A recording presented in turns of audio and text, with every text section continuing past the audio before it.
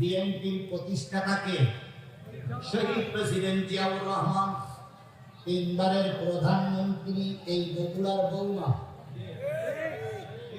খালেদা জিয়া, তাই না ভাই? এই বগুড়ার বৌমা ছোটবেলায় এই মাটির মানুষের সঙ্গে ছোট থেকে বড় হয়েছে আমাদের প্রিয় ভাই তারেক জিয়া। আপনি সেই তারেক জিয়ার একজন সৈনিক, জিয়ার সৈনিক। আপনি এখন বিএনপির দলের বড় লিডার হয়ে বলতেছেন আমি জিয়া মানি না, খালেদা মানি না, তারেক জিয়া মানি না। আপনি যখন জিয়ার সৈনিক না, যে ব্যক্তি মুসলমান হয়ে বলে আমি শরিয়ার আইন মানি না, ও মুসলমান না। ونعوذ بالله من شرور أنفسنا ومن سيئات أعمالنا من يهده الله فلا مضل له ومن يضلله فلا هادي له ونشهد أن لا إله إلا الله وحده لا شريك له الذي أرسله بالحق بشيرا ونذيرا وداعيا إلى الله بإذنه وسراجا منيرا فقد قال الله تعالى في كلامه المجيد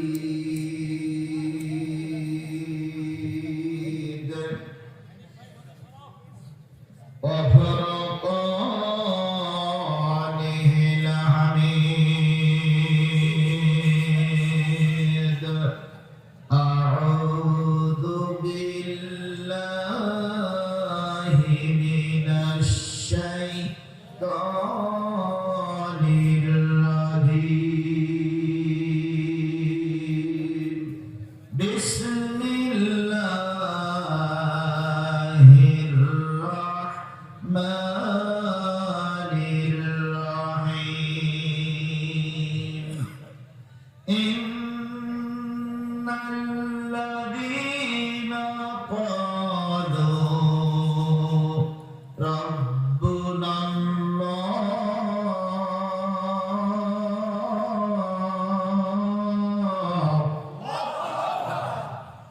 ثم استقاموا تتنزل عليهم الملائكة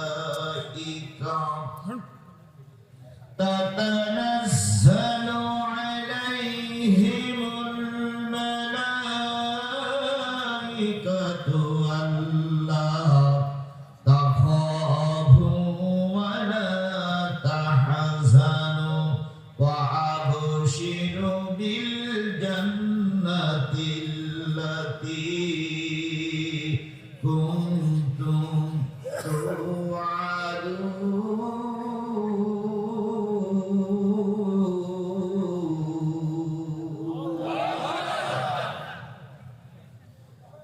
نحن أولياؤكم في الحياة الدنيا وفي الآخرة ولكم فيها ما تشتهي أنفسكم ولكم فيها ما تدعون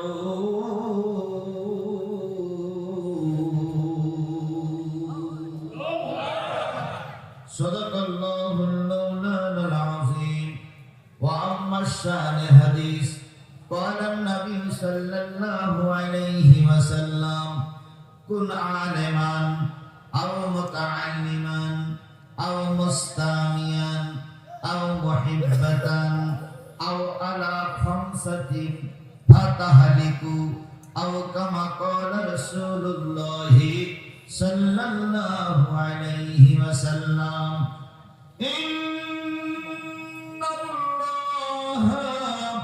ওয়া মালাইকাতাহু ইউসাল্লুনা আলান নবী ইয়া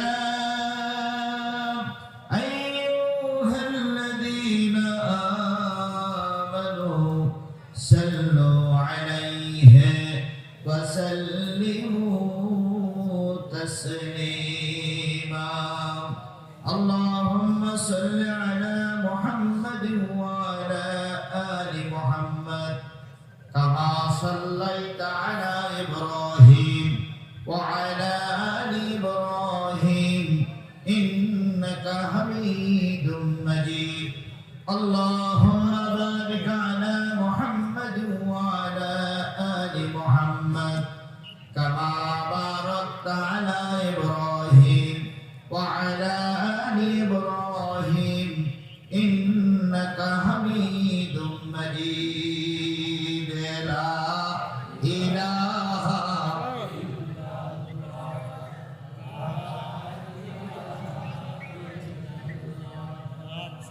لا إله لا إله محمد رسول الله لا إله لا إله لا إله لا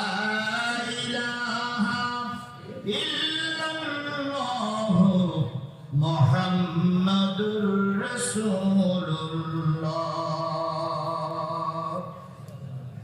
সকলে জবান খুলে একসাথে এক বাক্যে বলছি সাল্লাল্লাহু আলাইহি ওয়াসাল্লাম। বগুড়া জেলা গাবতলী উপজেলা হোসেনপুর জাকারিয়া দাখিল মাদ্রাসা ও এতিমখানার উদ্যোগে অনুষ্ঠিত হচ্ছে 140তম 140তম একদিন ব্যাপী বিরাট তাফসীরুল কোরআন মাহফিল 6 নভেম্বর 2025 21 কার্তিক 1432 বাংলা রোজ বৃহস্পতিবার। আজকের এই তাফসীরুল কোরআন মাহফিলের শ্রদ্ধাভাজন স্বনামধন্য সম্মানিত সভাপতি হাফেজে কোরআন আলেমে দ্বীন হযরতুল আল্লাহ হযরত মাওলানা জিয়াউর রহমান ফারুকী খতিব অত্র মাদ্রাসা মসজিদ গাবতলী বগুড়া সহ সভাপতিবৃন্দ, প্রধান পৃষ্ঠপোষক আলহাজ মোহাম্মদ জাহিদুল ইসলাম হেলাল, সাংগঠনিক সম্পাদক বগুড়া জেলা বিএনপি ও সাবেক চেয়ারম্যান উপজেলা পরিষদ গাবতলী বগুড়া। আজকের এই মাহফিলের যিনি প্রধান অতিথি হিসেবে থাকার কথা ছিল, এলাকার কৃতি সন্তান জননন্দিত নেতা জনাব মোহাম্মদ হেলালুজ্জামান তালুকদার লালু, বিএনপি চেয়ারপারসনের উপদেষ্টা, সিনিয়র সহসভাপতি বাংলাদেশ জাতীয়তাবাদী কেন্দ্রীয় কৃষক দল, বিএনপি ও সাবেক এমপি সাত গাবতলী শাহজাহানপুর। আজকের এই মাহফিলের বিশেষ অতিথিবৃন্দ আলোচনা করে ধন্য করেছেন হাফেজে কোরআন কারিউল কোরআন আলেমে দ্বীন হযরত মাওলানা Habibullah Misbah M first class ইসলামী আরবি বিশ্ববিদ্যালয় ঢাকা ও খতিব বাইতুল আমান জামে মসজিদ গাবতলী বগুড়া। সম্মানিত অতিথিবৃন্দ, আমন্ত্রিত অতিথিবৃন্দ, দাওয়াতি অতিথিবৃন্দ, প্রবাসী অতিথিবৃন্দ, সম্মানিত ভাই পরিচালক মাওলানা মোহাম্মদ আমিনুল ইসলাম নজরুল ভাই, general caretaker Islamic Foundation Gabtali Bogura সভা পরিচালনায় তিনি পরিচালনা করছেন। অন্যান্য দাওয়াতি অতিথিবৃন্দ, মঞ্চ ভূমিষ্ঠ বিভিন্ন রাজনৈতিক দলের নেতৃবৃন্দ, সামনে ভূমিষ্ঠ দিনদার পরেশগার মুত্তাকি মুসলমান ভাই ও বন্ধুগণ, পর্দায় অবস্থানরত শ্রদ্ধাশীলা মা ও বোনেরা, সকলকে নিয়ে আবারও সালাম বিনিময় করছি। আশা করছি সালামের জবাবটা সকলের পক্ষ থেকে জোরে সোরে পাবো। আসসালামু আলাইকুম ওয়া রাহমাতুল্লাহি ওয়া বারাকাতুহু। আল্লাহ পাকের দরবারে লক্ষ কোটি শুকরিয়া আদায় করছি, যিনি আজকের এই মাহফিল করার মতো উত্তম একটা পরিবেশ তৈরি করে দিয়েছেন। এমন একটা সময় আমাদের উপর দিয়ে চলে গেছে যে সময় এরকম মাহফিল করার পরিবেশ ছিল না। মাহফিল করতে গিয়েও সমস্যার সম্মুখীন হতে হতো। বক্তারা কি ওয়াজ করবে তা আগের থেকে ওনারাই বলে দিত। অনেক সময় বক্তা মঞ্চে একটু যদি সত্য কথা বলতে গিয়ে কারোর দিকে গেছে, তখন দেখা গেছে বক্তাকে মঞ্চের থেকে অপমান করে নামিয়ে দেওয়া হয়েছে। অনেক বক্তাকে পিটাইয়ে হাসপাতালে নিয়ে দেওয়া হয়েছে। অনেক বক্তার মাইক কেড়ে দেওয়া হয়েছে। কথা বলেন ঠিক না বেঠিক? হাত থেকে হেফাজত করেছেন কে? আল্লাহ। আরেকটু জোরে বলুন, ওই বিপদ থেকে হেফাজত করেছেন কে? সেই আল্লাহ এখনো আছে। বিশ্বাস হয় আপনাদের? বিশ্বাস হয় আপনাদের? তাহলে যদি বিশ্বাস হয়, তাহলে যে মালিক আপনাকে আমাকে হেফাজত করে আজকের এই সুন্দর পরিবেশ তৈরি করে কোরআন হাদিস বলার মতো একটা পরিবেশ তৈরি করে দিলেন, আমরা সে মালিকের দরবারে শুকরগুজার হচ্ছি। কারোর জবান বন্ধ থাকবে না, সকলে মিলে বলছি আলহামদুলিল্লাহ। আরেকটু জোরে বলুন তো আলহামদুলিল্লাহ। আল্লাহ বলতেছেন, লাউ কানাল বাহরু মিদাদান লিকালিমাতি রাব্বি লানাফিদাল বাহরু ক্বাবলা আন তানফাদা কালিমাতু রাব্বি ওয়ালাউ জিনা বিমিসলিহি মাদাদা। কার কথা? কোরআন তেলাওয়াত শোনার পরে যারা আল্লাহু আকবার বলবে, আল্লাহ তাদের জান্নাতে যাওয়ার পথ সহজ করে দিবেন।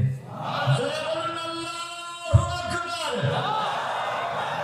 কুল লাউ কানাল বাহর, হে নবী আপনি বলে দিন, পৃথিবীতে যত সাগর আছে, পৃথিবীতে যত নদ-নদী আছে, পৃথিবীতে যত খাল-বিল আছে, পৃথিবীতে যত পুকুর পুষ্করণী আছে, এক কথায় পৃথিবীতে যত পানির উৎস আছে, সব পানিগুলো যদি কালি হয়ে যায়, পৃথিবীতে যত দানো গাছ আছে, সব গাছগুলো যদি কলম হয়, পৃথিবীতে যত সমান্তরাল জমি আছে, সব জমিগুলো যদি কাগজ হয়ে যায়, দাঁড়ানো গাছ নামক কলম দিয়ে, সাগরের পানি নামক কালি দিয়ে, সমান্তরাল জমি নামক কাগজের উপরে তোমার রবের কথা যদি লিখতে শুরু করো, এক সময় কলম ফুরায় যাবে, কালি ফুরায় যাবে, কাগজ শেষ হয়ে যাবে। আর একটা সাগরের পানিও যদি নিয়ে এসো, সে সাগরের পানিও গুলো এক সময় শুকায় যাবে, শেষ হয়ে যাবে। তখনও পর্যন্ত তোমার রবের কথা লিখে শেষ করা যাবে না। বলুন তো সেই আল্লাহর নাম কি? আরেকটু জোরে বলুন, সেই আল্লাহর নাম কি? আল্লাহ বলে ডাকলে আল্লাহ খুশি হয় না বেজার হয়? তাহলে আল্লাহ বলে একবার একটু ডাকবেন তো, ইয়া আল্লাহ। সবাই মিলে বলুন, ইয়া আল্লাহ, ইয়া রহমান, ইয়া রহিম। বলুন তো আমরা যে ডাকলাম, আমাদের ডাকটা মালিক কি শুনেছে? বলুন তো শুনেছে না শুনি নাই? আল্লাহ নিজেই বললেন, ফাযকুরুনি আযকুরুকুম ওয়াশকুরুলি ওয়ালা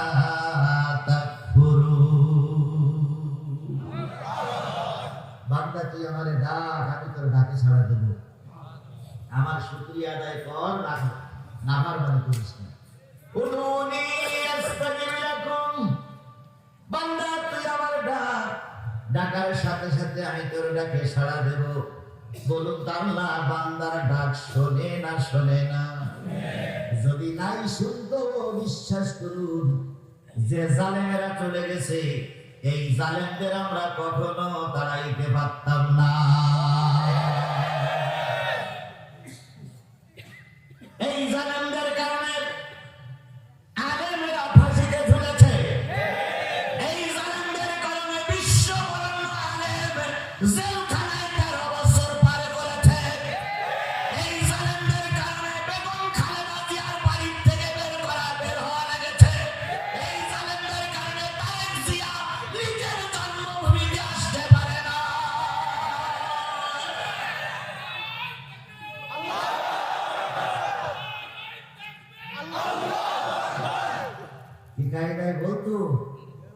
হিকায়দায় বলতো আমাদেরকে ক্ষমতার থেকে নামানোর মতন শক্ত বিরোধী দল বাংলাদেশে এখনো তৈরি হয়নি। কি কথা বলেন, কথা বলেন, কথা বলেন। কত সাল ওনারা বর্ণনা করেছিল। আমরা মনে মনে ভেবেছিলাম এরা মনে হয় যাবে না। ভেবেছিলাম না ভাই। অনেক মাহফিল আসলে বিএনপি জামাতের লোকেরা বলতেন, হুজুর আপনি মোসাফের মানুষ, দোয়া করেন এই ফেরাউনি বেঁচে যান, মারা যান।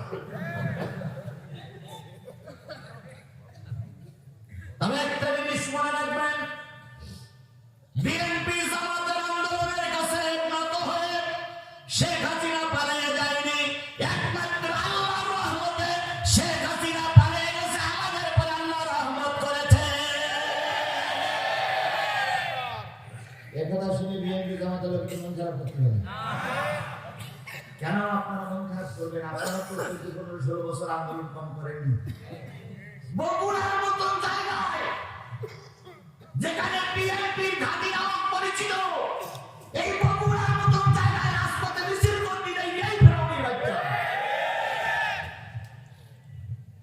শেষ পর্যন্ত বিএনপি জামাতের বড় বড় নেতারা যখন ঘরের দরজা দিয়ে আল্লাহর কাছে টানতে শুরু করলো, আল্লাহ রাব্বুল আলামিন তখন পাঠালেন একদল ছোট ছোট বাচ্চাদের রাস্তায়। প্রাইমারি ছাত্র, হেফজোয়ানের ছাত্র, হাই স্কুলের ছাত্র ছাত্রী, বিশ্ববিদ্যালয়ের ছাত্র ছাত্রীরা দেশ স্বাধীনতার জজবা নিয়ে মাঠে নামলো। এই যে নামলো, ওই শয়তানকে না মারানো পর্যন্ত আমাদের সন্তানেরা ঘরে ফিরে আসেনি।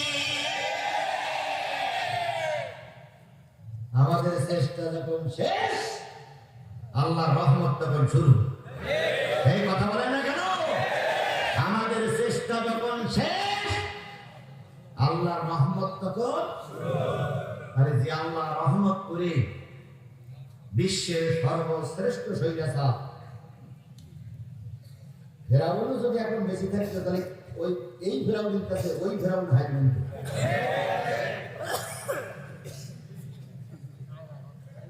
আমি একটু আধ্যাত্মিক, আমি একদিন আসরের নামাজে উজু করতেছি, দেখতেছি শয়তান সব ভারতের দিক চলে যাচ্ছে।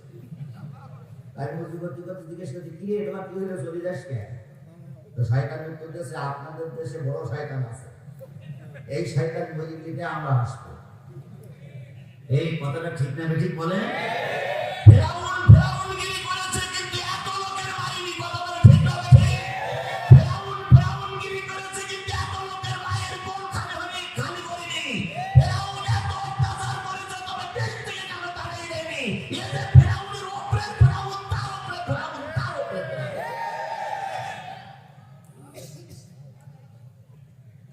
সেই ফেরাউনের কবল থেকে জামাত বিএনপি আন্দোলনে একদল যুবকেরা উদ্বুদ্ধ হয়ে আন্দোলনের মুখে ফেরাউন চলে গেল। তাহলে সাহায্যটা কে করলেন? আল্লাহ।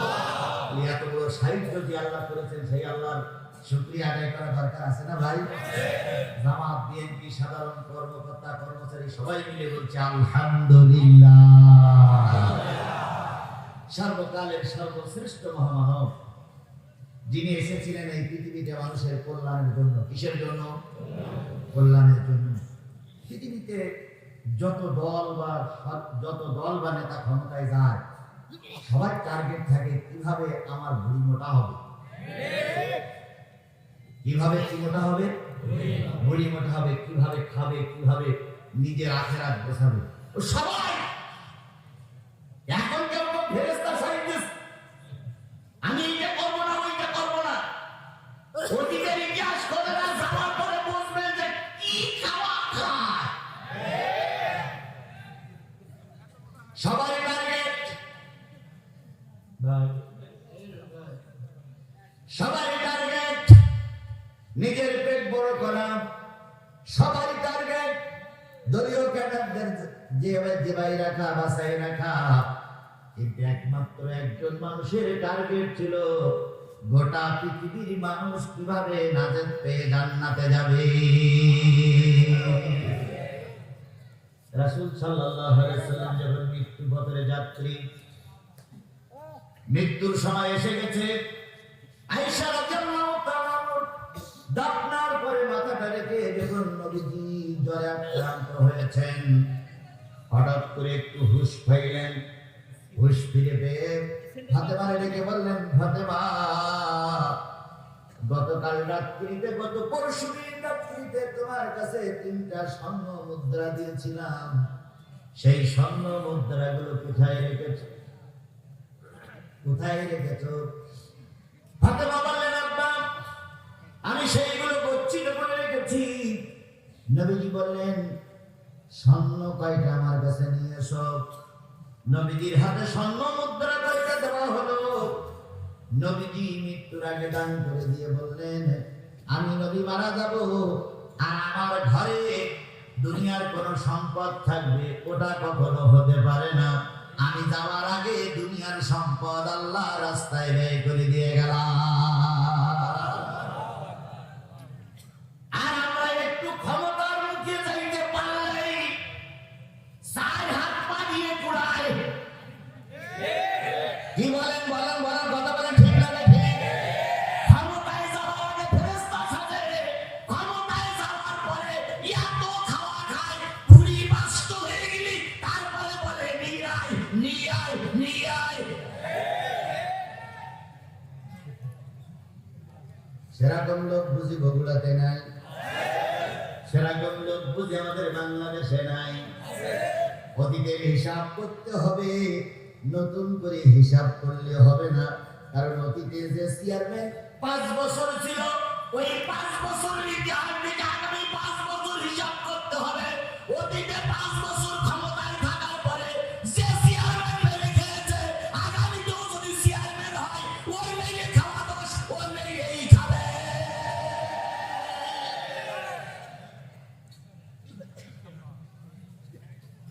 চুরি করা অভ্যাস, দুটোই বুড়ি তুমি বলিস, বিপদে বলি বান্ধবী বলিস, ও আওয়াজ যখন সুযোগ পাবে তোমার আওয়াজ শুনবে।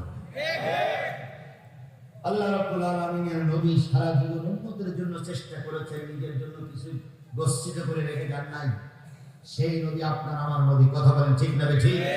সেই নবীর নাম শোনার পরে যে ব্যক্তি দুরূদ শরীফ পড়বে না, ওই ব্যক্তি বড় কৃপণ রে ভাই।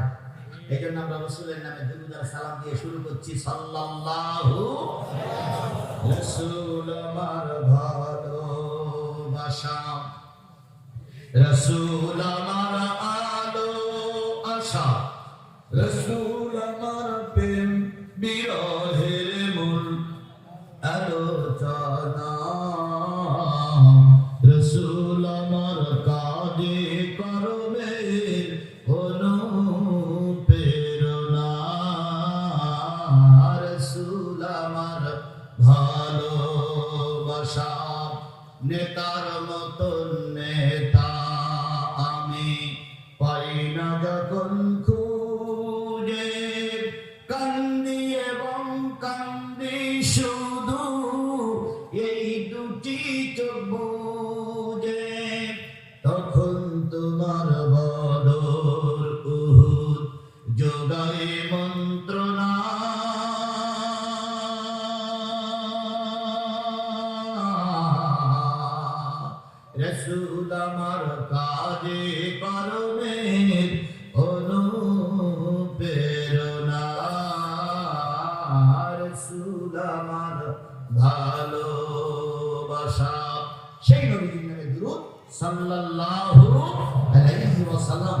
বন্ধুগণ, যথার্থই মানিক ভাই বলেছেন 23 সালে আমাকে এই গাবতলীতে ঢুকতে দেওয়া হয়নি। আমি ভাই বগুড়া পর্যন্ত আসছিলাম, কিন্তু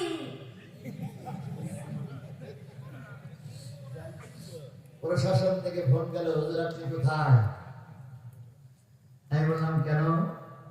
যদি বগুড়ায় ঢুকে থাকেন ফিরে যান, নতুবা কিন্তু আপনার লাশ পড়বে। অনেক নেতারা ফোন দিয়েছিল, জিহাদি আসলে কিন্তু গুলি করে মারবো। কমিটির সঙ্গে কথা বলে আমি আসিনি।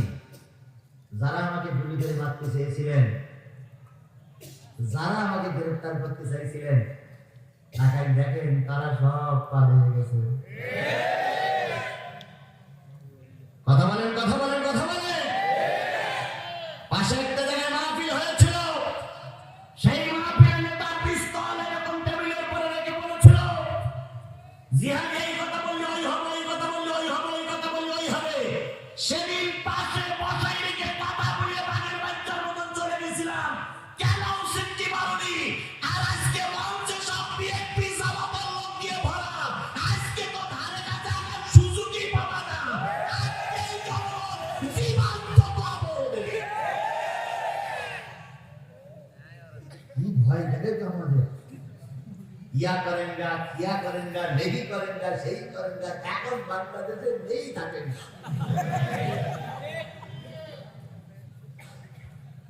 আমরা পালাই না, পালাবো না।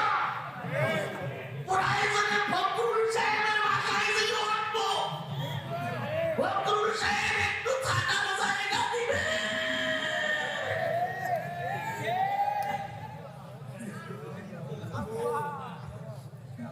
ফখরুল সাহেব এখন দরজা খুলে শুয়ে থাকে, মাঝে মাঝে কয় এত দরজা খুলে শুয়ে থাকে, কিন্তু সে মেহমান আসে না। হাফেজ রাসূল মুতাকাব্বিরিন, আল্লাহ অহংকারীদের কখনো সহ্য করে না। ওর থেকে জাতি শিক্ষা নাও, আওয়ামী লীগ থেকে শিক্ষা নিয়ে আগামীতে দেশ চালাও, আগামীতে নিজেরা সংশোধন হও, নতুবা আওয়ামী লীগ যে পথের প্রতীক, তোমরাও যদি সেই পথের প্রতীক হও, আওয়ামী লীগের যে দশা হয়েছে তোমাদেরও জাতি সেই দশা ঘটাই যাবে।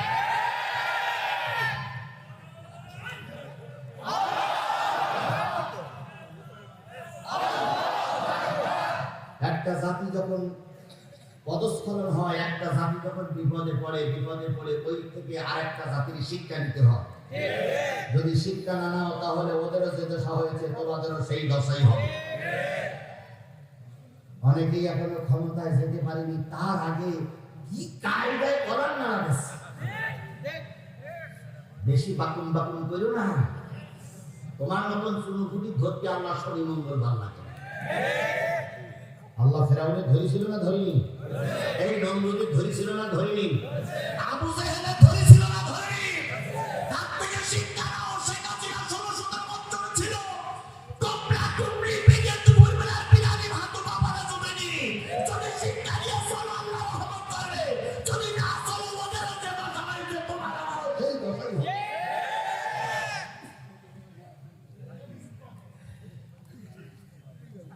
আমি কিন্তু ভারতের হুজুর না বলো, আমার গতিতে আমাকে চলতে দিতেই হবে। আমি কখনো জীবনের গতি পাল্টাই ওয়াজ করিনি, আজকেও গতি পাল্টাই ওয়াজ হবে না। কোরআন হাদিস থেকেই কথা হবে ইনশাআল্লাহ।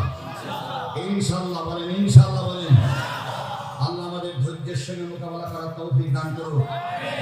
আপনারা কি সব মারা গেছেন না বেশি আছেন? বুকে হাত দিয়ে দেখেন তো, মারা গেছেন না বেশি আছেন? আমি কোরআনের সূরা হামিম আসরেদার 2টা আয়াত পড়েছি। 2টা আয়াতের পরে কথা হবে। যতক্ষণ কথা হবে ততক্ষণ ময়দানে থাকবেন তো আপনারা। আমাকে বিপদে ফেলে রেখে পালাই যাবেন, কেটে কেটে হাত তোলেন। তাই যদি না হয়, এখানে সাবাব দিতে হবে, জিহাদি কোরআন হাদিসের কথা বলবে। কার গায়ে লাগলো আর কার পকেটে গেল, ওদের জিহাদের কিছু যায় আসে না। তবে যতক্ষণ শেষ মোনাজাত না হবে, ততক্ষণ ময়দান থেকে কোনো পুরুষ লোক উঠে চলে যাবে না। যারা যাবে এরা কাপুরুষ,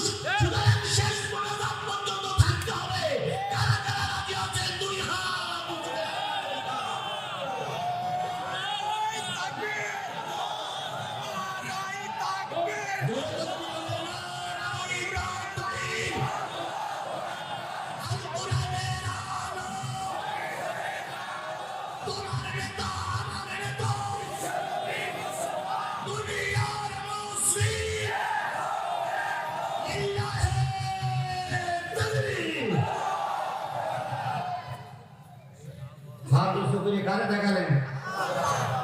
আল্লাহ মনে হয় হয়তো তোরা দেখিনি, তুই দেখো বলে ছাড়িয়ে না ভাই।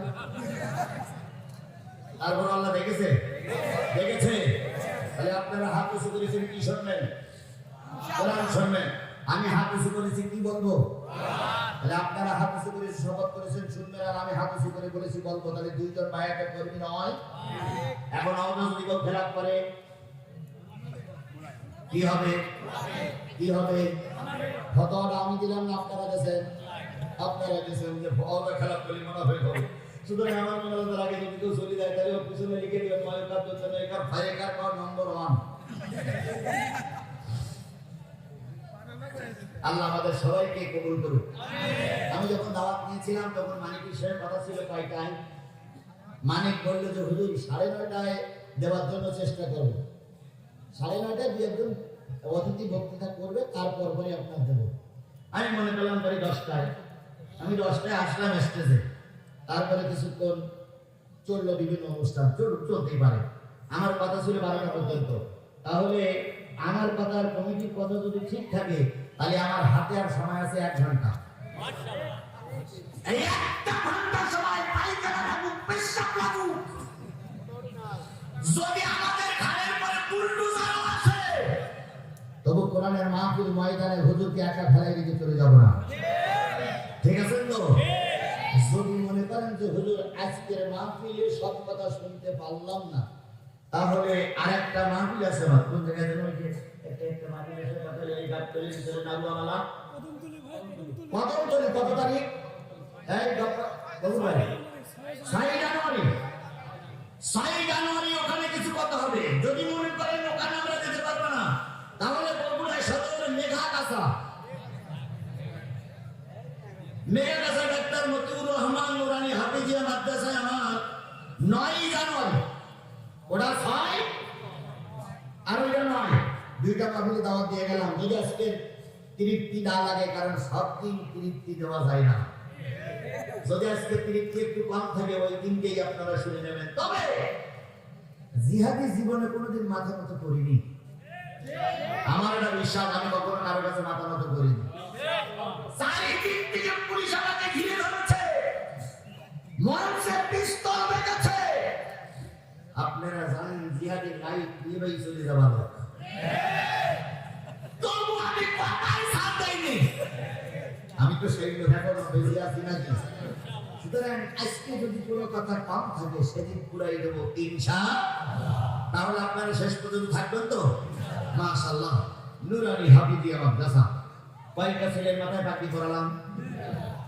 ছেলে দুটো খুবই ছোট। আমি প্রায় 1400 বেশি ছেলেদের মাথায় পাগড়ি পরাইছি। তার ভিতরে সবথেকে ছোট ছেলে যেটা, তার বয়স হলো 10 বছর। 10 বছরের ছেলের মাথায় কোরআনে পাগড়ি পরাইছি। আর সবথেকে বড় ছেলের বয়স যেটা, তার বয়স 80 বছর। 80। আপনার গোবিন্দগঞ্জে গত বছর, গোবিন্দগঞ্জে এক মাদ্রাসার গত বছর 13টা ছেলের মাথায় পাগড়ি পরাইতে, 12 জনের মাথায় পরালাম। 13 জন 13 নম্বরে যে আসলো তার সুলতান সব দিকে গেছে। এসে বলতে হুজুর এবার আমার দেন। আপনার কি দেবো? টাকা দেবো না পয়সা দেবো? আচ্ছা না, পাগড়ি।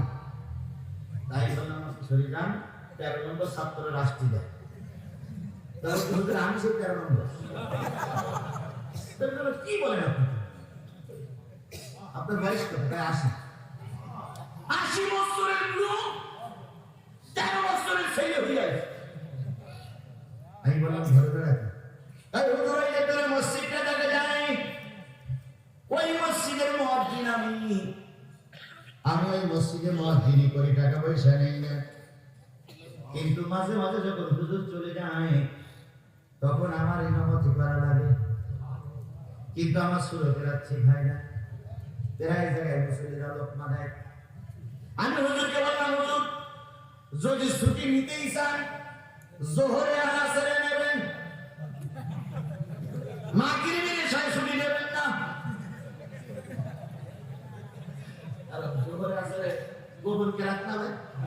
ও যা করুক মেনে নেওয়া কিন্তু মাগরিবের এশায় হয় মাগরিবের এশায় নেবেন না কিন্তু হুজুর নবী সরিষে মাগরিবের এশায় ইমামতে ছুটি নেয় আর আমি পিছনে দেই না সামনে দিকে পড়ি সেই পিছন দিক থেকে ছোট ছোট ছেলেরা লোকমা দেয় আমার মান ইজ্জত শেষ আমি টার্গেট নিলাম ওই ছোট্ট বাচ্চারা মাদ্রাসায় যেটা শেখে আমিও ওই কোরআনের হাফেজ হব আমার পিছনে কিন্তু লোকমা দিতে না শেষ পর্যন্ত বুড়ির কাছ থেকে বিদায় নিলাম পরিবারের কাছ থেকে বিদায় নিয়ে 10 বছরের টার্গেট নিয়ে মাদ্রাসায় ঢুকলাম 10 বছর পড়ে পড়ে পড়ে পড়ে পড়ে পড়ে রাত দিন 24 ঘন্টা পড়ে পড়ে এবার আমি কোরআনের হাফেজ হয়ে গেছি 80 বছরের বুড়োর মাথায় কোরআনের পাটি করে গালে একটা চুমা দিয়ে বললাম আব্বাজান আল্লাহ তোমাকে জান্নাতের উত্তম মেহমান হিসেবে কবুল করে নিন শেখ একটা মাদ্রাসা তিন ঘাট থেকে দুইটা ছেলের মাথায় দস্তরবন্দি করলাম দুইটা ছেলের দেখে মনে হলো 12 থেকে 13 বছর বয়সে গালে চুমা দিতে মন চাইলো গাল ধরে কাছের কাছে বলে নিয়ে আসলাম এই দুইটা ছেলের মুখের দিকে তাকায় এই এতিমখানার জন্য 50টা টাকা যদি পকেটে থাকে কি দেওয়া যাবে যদি থাকে আর যদি না থাকে দেওয়া লাগবে না এখন 50টা টাকাকে এই মাদ্রাসার জন্য ওই দুটো বাচ্চাদের জন্য ওরা হলো জীবন্ত কোরআন এই কোরআন পড়াই পুড়িয়ে দিলে পুড়ে যায় কিন্তু ওই কোরআন ওই হাফেজ সাহেবরা যদি পুড়েও যায় ওদের কলকটা পড়বে না এই জীবন্ত কোরআনের জন্য পকেটে যদি টাকা থাকে 50টা টাকা দেওয়া যাবে যাবে যদি মনে করেন হুজুর 50 টাকা দেব না আগের হুজুরের কাছে দিয়েছি আগের হুজুর কি প্যাকেট ছেড়ে না প্যাকেট টাকা ছাড়া শেষ আগের হুজুরের কাছে দিয়েছি দেমনি হলো আপনাদের এলাকার হুজুর আমি বাইরের মানুষ তাই আপনাদের কাছে দাবি করছি 50 টাকা না হোক 20 টাকা হোক 20 টাকা না হোক 10 টাকা হোক 10 টাকা না হোক 5 টাকা দেওয়া যাবে আমি একজন মুসলমান মানুষ 5 টাকা দেওয়া যাবে ভাই যাবে পকেটে হাত দিতে আমি হাত দিচ্ছি সবাই হাত দিন স্টেজ যারা আছে সবাই হাত দেবেন সবাই হাত দেবেন কেউ না হবে না স্টেজ যারা আছে আগে দিলে এখন দেওয়া লাগবে সবাই হাত দেন সবাই হাত দেন হ্যাঁ মাইকালা সহ মাইকালা হাত দাও মাইকালা হাত দাও ভাই আপনার চকলেট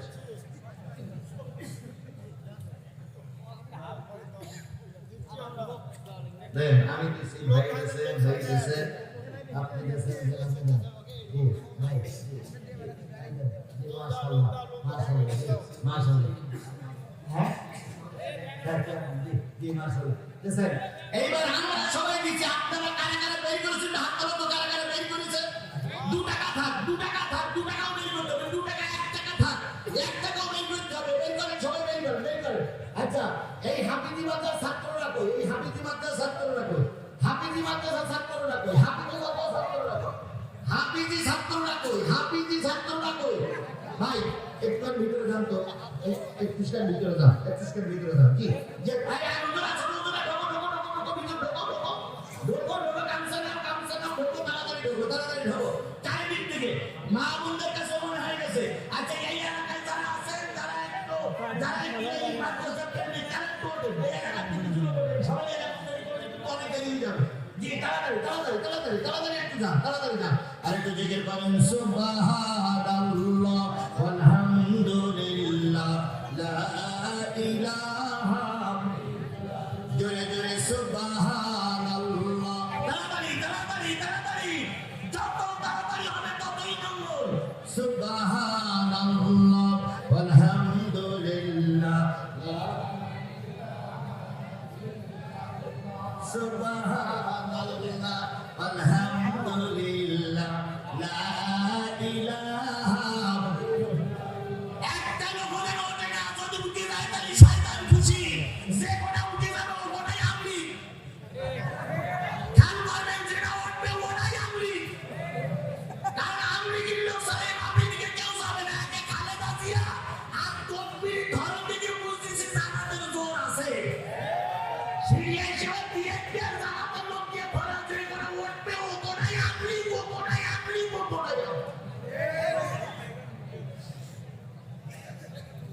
তাড়াতাড়ি ভাই তাড়াতাড়ি হয়ে গেছে শুরু করবো তাহলে আবার একটু দেখে পাবেন সুবহান ভাই সাফাই আই ধরুন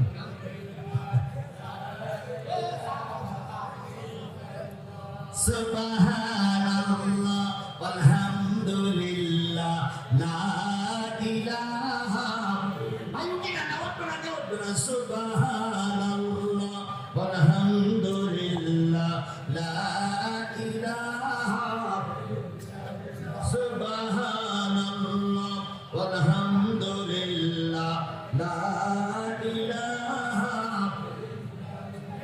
লা ইলাহা ইল্লাল্লাহ।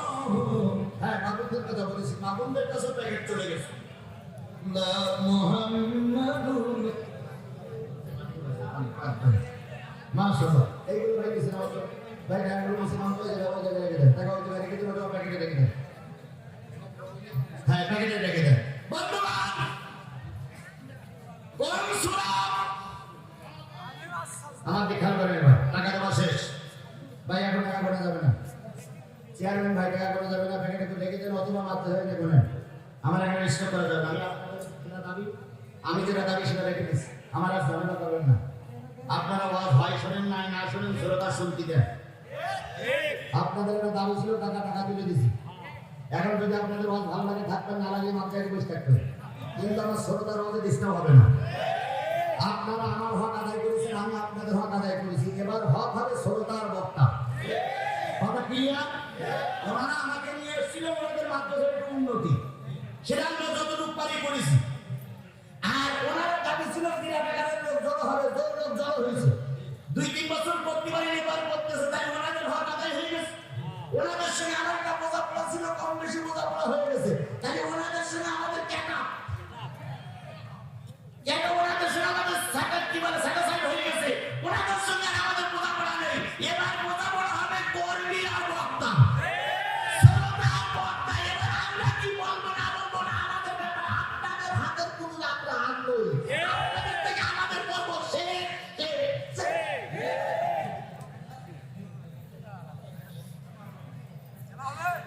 বন্ধুগণ, আমি আপনাদের সামনে তেলাওয়াত করেছি কোন সূরা? হামিম আস-সিজদা, 24 নম্বর পারা, 41 নম্বর সূরা। কত নম্বর পারা? জোরে জোরে বলেন। 24 নম্বর পারার কত নম্বর সূরা?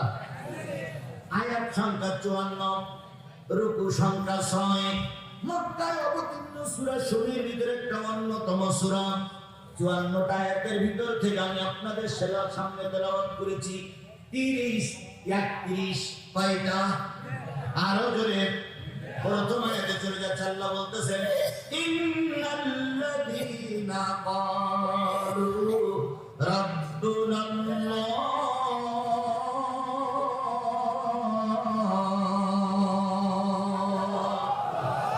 নিশ্চয়ই যারা বলে আমার রব আল্লাহ। কি বলে? আরে বলুন তো, আপনার আমার রবের নাম কি? আরো জোরে বলেন, আপনার আমার রবের নাম কি? তাহলে আল্লাহ যদি আপনার রব হয়, এটা কি শুধু ধর্মীয় রব হবে, সামাজিক রব হবে, পারিবারিক রব হবে? তাহলে ধর্ম পালন করবেন কোরআন দিয়ে, বিয়ে করবেন কোরআন দিয়ে, রোজা রাখবেন কোরআন দিয়ে, ঈদ করবেন কোরআন দিয়ে, রাষ্ট্র কেন কোরআন দিয়ে চলবে না? কথা নিশ্চয়ই বুঝেছেন আপনারা? কথা কি বুঝতে সমস্যা আছে?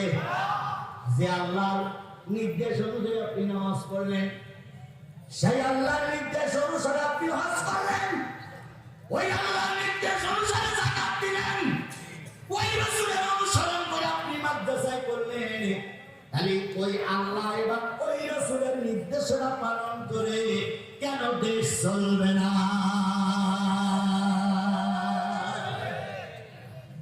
আপনি মুসলমান, আমি মুসলমান, শরিয়াতের সবচেয়ে বড় যেটা আইন বই তার নাম হলো কোরআন। শরিয়াতের সবচেয়ে বড় বইয়ের নাম কি? আরো জোরে বলেন কি?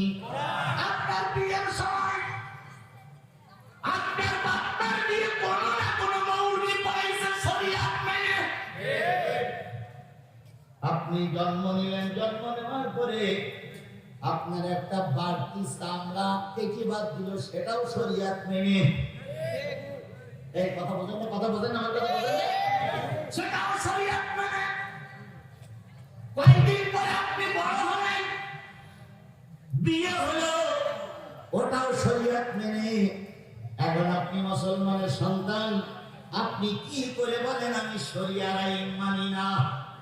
তাই বোঝা গেল আপনার জীবনের সবটাই মিছে। বিএনপির প্রতিষ্ঠাতাকে শহীদ প্রেসিডেন্ট জিয়াউর রহমান, তিনবারের প্রধানমন্ত্রী, এই বগুড়ার বৌমা খালেদা জিয়া, তাই না ভাই? এই বগুড়ার বৌমা ছোটবেলায় এই মাটির মানুষের সঙ্গে ছোট থেকে বড় হয়েছে। আমাদের প্রিয় ভাই তারেক জিয়া, আপনি সেই তারেক জিয়ার একজন সৈনিক, জিয়ার সৈনিক। আপনি এখন বিএনপির দলের বড় লিডার হয়ে বলতেছেন আমি জিয়া মানি না, খালেদা মানি না, তারেক জিয়া মানি না। আপনি যখন জিয়ার সৈনিক না, যে ব্যক্তি মুসলমান হয়ে বলে আমি শরিয়ার আইন মানি না, ও মুসলমান না।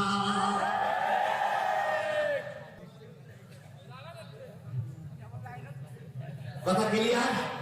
আরে বাবা, তুই তো সাই হবে না, কেন বোঝেন না? আল্লাহ আমাদের বোঝার তৌফিক দিন। আরেকটু জোরে বলেন আমিন, আরেকটু জোরে বলেন আমিন। নির্বাচন এসে গেছে, টুপির বাগাত দেখতে নেই বাস।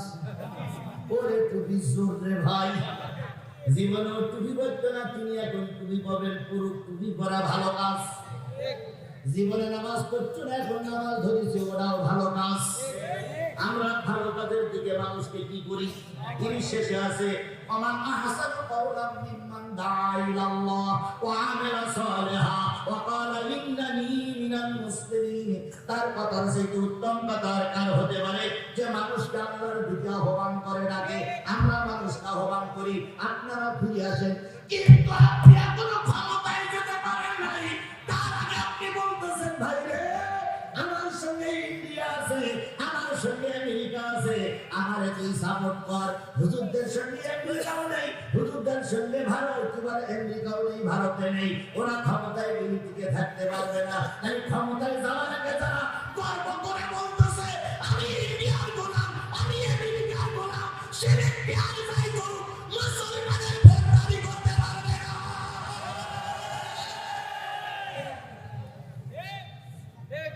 কি ভাই, এই যুবক কি বলে?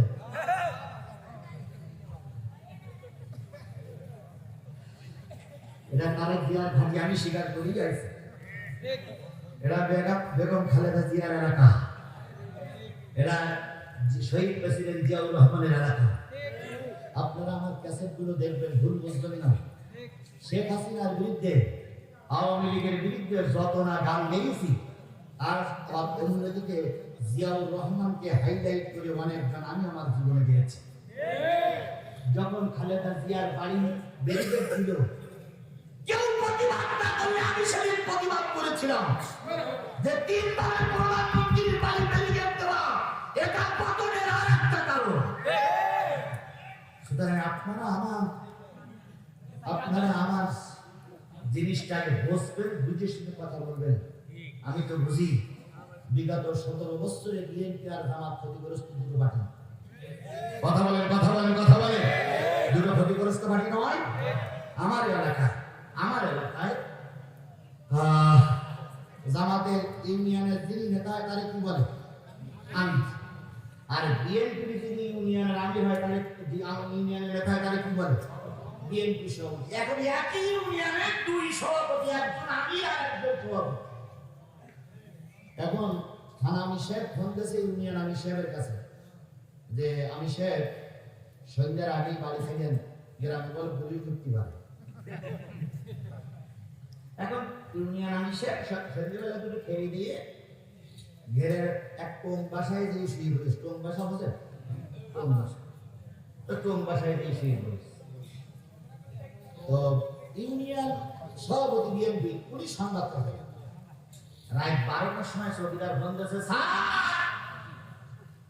পুলিশ ঢুকলো। ইউনিয়ন সভাপতি আর জামা গায়ে দেওয়ার সময় হয়নি, লঙ্গিকার হাতে করে নিয়ে দেশে ভোদর দৌড়িয়ে যাবে না ওই আমি সাহেব যে বাসায় শুয়ে আছে ওই বাসায় ঠেলে দিচ্ছে। এখন আমি সাহেব তো আগে থেকে মশারি টানে শুয়ে আছে, এবং ইউনিয়ন সভাপতি যে বাসার ওখানে দিয়ে হাঁপাস, ইউনিয়নের নামটা ঠিক পেয়েছে যে এটা আমার বাসার সামনে হাঁপাস ভাই। তখন ইউনিয়ন আমি সাহেব কোনো দিকে পুলিশ মনে হয় বাসা পর্যন্ত এসে গেছে। ইউনিয়ন আমি সাহেব চাই থাকতে এক জায়গায় করে খুব ছোট্ট হিসুই দিস, আল্লাহ আল্লাহ আল্লাহ আজকে তার ধরি না ভাই। এর মধ্যে একটু হাফ সাপ করে নিয়ে আস্তে আস্তে দিয়ে পা নাড়াবে, সবাই ও ভাই। ইউনিয়ন আমি সাহেব চিন্তা করতাম যত বড় হয়েছে তত ঠিক পাইছে। ইউনিয়ন আমি সাহেব আবার সভাপতি সাহেব বলতে আমি বিএনপি সভাপতি, ও তাকে বলবেন না তুই আমি ভয় পাচ্ছি তু তু তু। তো দুইজন ওই মুখোমুখি হয়ে গেছে, হওয়ার পরে বলতেছে ভাই রায় খাওয়াটা শুনে এখানে কেন? তো সে গ্রামে পুলিশ দিয়েছে। তাই ইউনিয়ন আমি বলতেছি ওর সংবাদ আমি সন্ধ্যের আগেই পাইছি। তো ইউনিয়ন সভাপতি বলতেছে বিএনপি যে ভাই একটু ঢোকে ঢোকে। দুইজন সারা রাত এক মাসের ভিতরে গল্প করতে করতে একজন আরেকজনের ঘাড়ের পরে হাত দিয়ে একজন আরেকজনের মুখের পরে হাত দিয়ে ঢুক পড়েছে। তখন বিএনপির নাকেও রাজাকারের গন্ধ লাগেনি, আর জামাতের নাকেও বিরোধিতা করার গন্ধ লাগে। এখন দেশ স্বাধীন হয়ে যদি আমরা একই মঞ্চে একজন আরেকজনের বিরুদ্ধে ফতোয়া দেই, আল্লাহ অসন্তুষ্ট হবে, মালিক অসন্তুষ্ট হবে। কথা বলেন ঠিক না নাকি?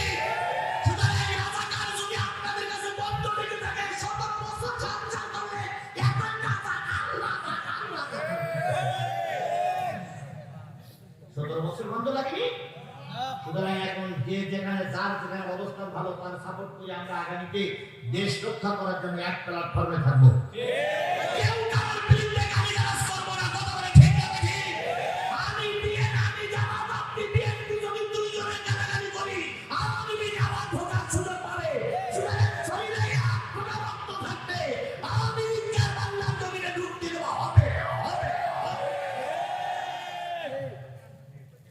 আর এটা যদি আমার রাজনীতি হয় আমার কিছু করার নেই, আমার এই নীতি করতে দিতেই হবে।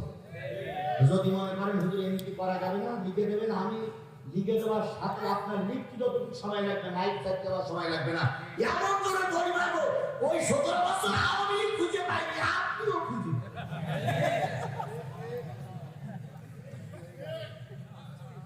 তাহলে চলবে, চলবে।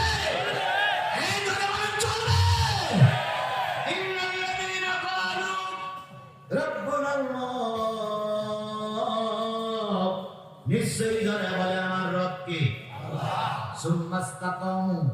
এই কথা শুধু বলে না, এই কথার পরে টিকে থাকে, এই কথার পরে ইস্তিকামাত থাকে, এই কথার পরে মজবুত থাকে, এই কথার থেকে এদিক ওদিক যায় না। আল্লাহ রাব্বুল আলামিন বলেন যে ব্যক্তি বলে রব আমার আল্লাহ, ওই কথার পরে যারা টিকে থাকে তাতানাজ্জালু আলাইহিমুল মালায়েকা, তাদের জন্য আমি আল্লাহ পাক ফেরেশতা নাযিল করে দেই, তাদের জন্য জান্নাতের সুসংবাদ নিয়ে ফেরেশতা নাযিল হয়।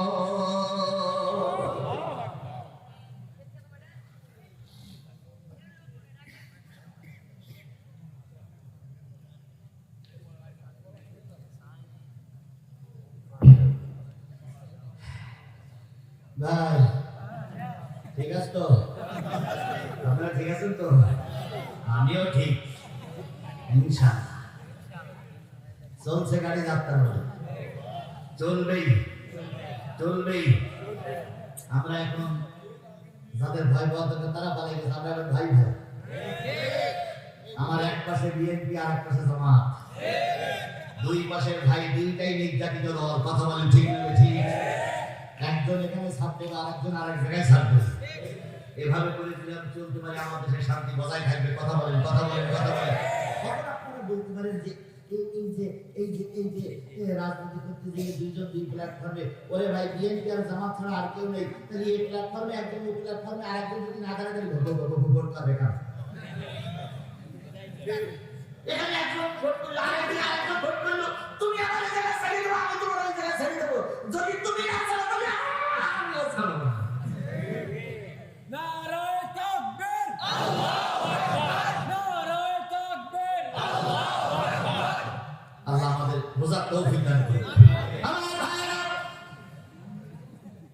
আল্লাহর ইস্তিকামাত থাকলে টিকে থাকতে পারে, তাদের জন্য কি নাজিল হয়? ফেরেশতা নাজিল হয়। ফেরেশতা নাজিল হয়ে কি বলে? আল্লাহ তাখাফু ওয়ালা তাহজানু, তোমাদের কোনো ভয় নাই, তোমাদের জন্য কোনো চিন্তা নাই। ওয়া আবশিরু বিল জান্নাতিল্লাতী, আমরা সেই জান্নাতের সুসংবাদ নিয়ে তোমাদের কাছে এসেছি, যেই জান্নাতের ওয়াদা আমার আল্লাহ তোমাদের জন্য করেছে। তাই আল্লাহর প্রতি যারা টিকে থাকে তাদের কোনো ভয় থাকে না।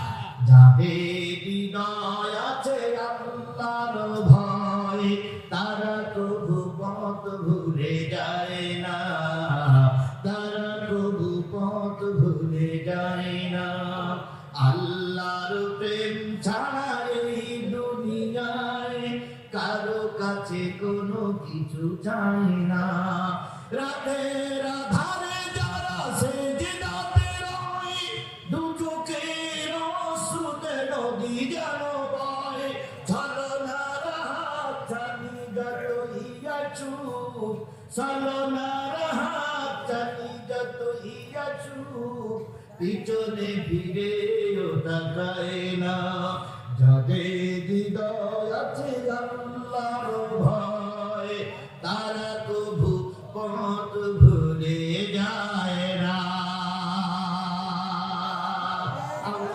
আল্লাহর ভয়ের দেশপ্রেম যাদের থাকে, তারা কখনো বাতিলের কাছে মাথা নত করে না। আপনাদের এলাকার ভাবি, আমাদের বাংলাদেশের 3 বারের সম্মানিত প্রধানমন্ত্রী বেগম খালেদা জিয়া, ম্যাডাম খালেদা জিয়া, দেশনেত্রী খালেদা জিয়াকে যখন ক্যান্টনমেন্টের বাড়ি থেকে বের করে দিল, দেয়নি? ক্যান্টনমেন্টের বাড়ি থেকে যখন বের করে দিল, তিনি যে কান্নাটা কেঁদেছিলেন, সেই অশ্রু সজল নয়ন এখনো আমাদের মনে পড়ে। কথা বলেন ঠিক না বেঠিক? তিনি যদি চাইতেন এই বাংলাদেশ থেকে আমি চলে যাব, চলে যেতে পারতেন, কিন্তু তিনি দেশপ্রেমিক, এই জন্য তিনি আমার দেশ ছেড়ে পালায় যায়নি। আর আপনারা ছিলেন মানুষ কন্যা, দেশরত্ন, মুক্তিযুদ্ধের পক্ষের লোক। আপনার আব্বা ছিল জাতির আব্বা। আপনি প্রায় বলতেন আমি পালাই যাই না, অথচ সবার আগে আপনি পালাই গেলেন। খালেদা জিয়া তার কর্মীদের রেখে পালাই যায়নি, অথচ শেখ হাসিনা এত বড় স্বৈরাচার একা একা বিমানে ধরে চলে গেল। আওয়ামী লীগ বিমানে বগুড়ার আওয়ামী লীগের কথা একবারও ভাবল না।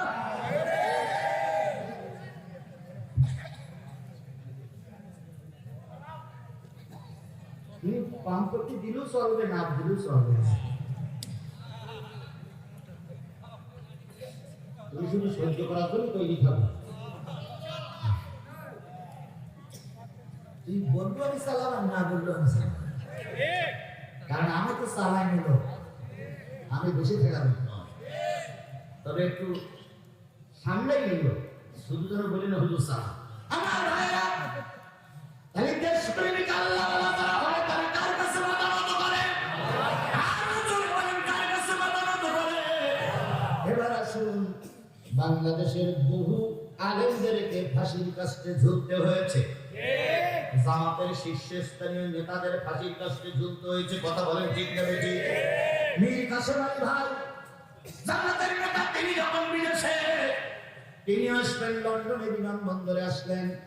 কিছু লোক বললো কাসেম আলী ভাই বাংলাদেশে যাবেন না, বাংলাদেশে গেলে আপনাকে ফাঁসিতে দেবে এই স্বৈরাচার।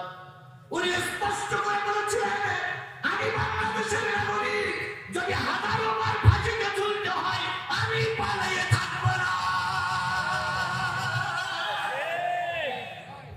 আল্লামা সাঈদী জেলখানায়, সাঈদীর কাছে কাগজ গেল, সাঈদীর কাছে সাঈদীর কাছে বর্ণনায় বিনয় করে বলা হয়েছিল, হুজুর 3টে শর্ত মেনে নেন, আপনাকে জেলখানার থেকে বের করে দেব। 1 নম্বর শর্ত, জামাতের সঙ্গ ত্যাগ করতে হবে। 2 নম্বর সত্য, সব ইসলামী রাজনীতি ছেড়ে দিয়ে আমার সঙ্গে আসতে হবে। 3 নম্বর সত্য, শুধুমাত্র জামাত বাদ দিয়ে হেফাজত সহ অন্যান্য যে কটা ইসলামী দল আছে সেই কটা ইসলামী দলের থেকে আপনি লিডার হন, আপনাকে ধর্মমন্ত্রী বানিয়ে দেব। আল্লামা সাঈদী হুঙ্কারের সঙ্গে বলেছিল, দল ত্যাগ করা তো পরিবর্তন দূরের কথা, আমার কাছে এই চিঠি নিয়ে আসার সাহস তোদের কে দিল? ওরে দল ত্যাগ করবো কিনা ওরা পরের কথা, কিন্তু আমার কাছে এই সত্য নিয়ে আসার শক্তি তোদের কে দিল? এর নাম দেশপ্রেমিক, এর নাম ঈমান বিল্লাহ। কথা বলেন ঠিক না ঠিক? যারা ঈমানের পরে অটুট থাকে তারা ফাঁসির মঞ্চে দাঁড়িয়েও বাতিলের কাছে মাথা নত করে না। আমরা কি সেই ঈমানদার হতে পারবো? যদি বলেন সেই ঈমানদার হতে পারবো, না পারলেও চেষ্টা করবো ইনশাআল্লাহ। তাহলে যারা বলে আল্লাহ আমার রব, ওই কথার পরে টিকে থাকে, তাদের জন্য কি নাজিল হয়? ফেরেশতা নাজিল হয়ে বলে, তোমার কোনো ভাই নেই, তুমি শুধু মরবা, একা এই দুনিয়া থেকে কবরের দুনিয়ায় যাওয়া তোমার জান্নাত। আমরাও সেই মজবুত ঈমান নিয়ে কবরের জগতে যেতে চাই। আব্দুল আজিজ দেহলভী নাম শুনেছেন? পৃথিবীর যে কয়েকজন মুজাদ্দিদ ছিলেন তার ভিতরে উনি একজন মুজাদ্দিদ ছিলেন, আব্দুল আজিজ দেহলভী। বাড়ি কোথায় বলেন তো? ভারত। এই ভারতের আইন ইন্ডিয়ান জালেম সরকার, এমন কোন নির্যাতন নেই যা ভারতের আলেমদের দেওয়া হয়নি। সেই নির্যাতনের অংশ বিশেষ এখন ডাক্তার জাকির নায়ক। ডাক্তার জাকির নায়ক কোরা জোর করে দেশ থেকে বের করে দিয়েছে। কথা বলেন ঠিক না ঠিক?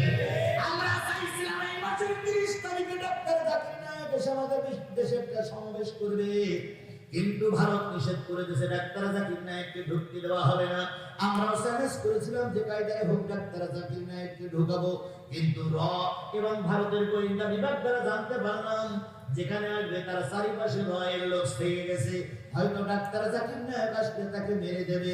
তাই আমরা খুশি আছি, ডাক্তার জাকির নায়ককে আমরা তাড়াতাড়ি হারাতে চাই না। ডাক্তার জাকির নায়ককে হারাতে চাই না।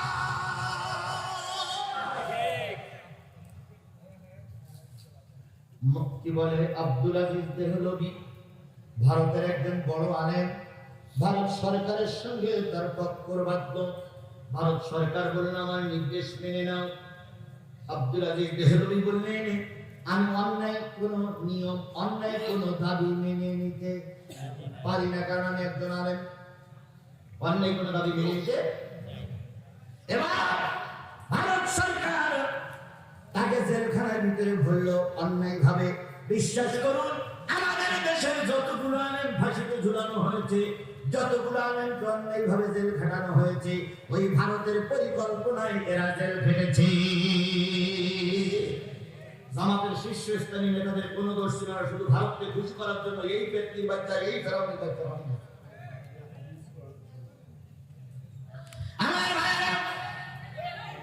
আচ্ছা আচ্ছা বলুন, উনি যেটা বলে উনি যেটা বুঝে সেটাই বলিস। আব্দুল আজিজ দেহলভী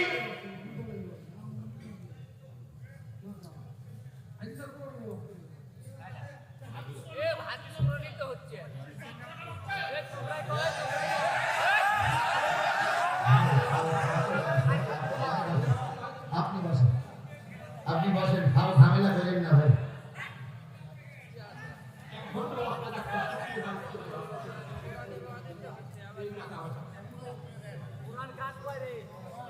আল্লাহ,